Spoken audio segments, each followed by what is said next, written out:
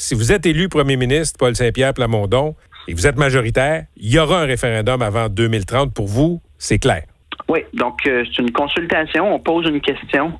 Rappelons qu'à ce moment-là, pas mal tout le monde en bas de 50 ans au Québec ne se sera jamais prononcé sur cette question-là. Je note notamment que l'appétit chez les plus jeunes pour cette question, elle est plus grande. Puis je rappelle que c'est pas que le Parti québécois veut organiser un référendum. Le Parti québécois, constatant l'échec sur toute la ligne de la CAQ d'obtenir gain de cause dans ce qu'il y a de vital pour le Québec sur le plan financier, sur le plan également de la langue, de la culture, sur les questions migratoires, sur les questions internationales, constatant l'échec, c'est l'indépendance qu'on veut, c'est-à-dire on veut devenir un pays normal. Donc, une fois que c'est ça la conclusion, poser une question à une population. Rappelons que partout dans le monde, il y a plein d'endroits où jamais la population n'est consultée ni respectée démocratiquement. Au Québec, on a une tradition de démocratie où est-ce qu'on pose des questions à la population, puis cette population-là est libre de répondre et de réfléchir.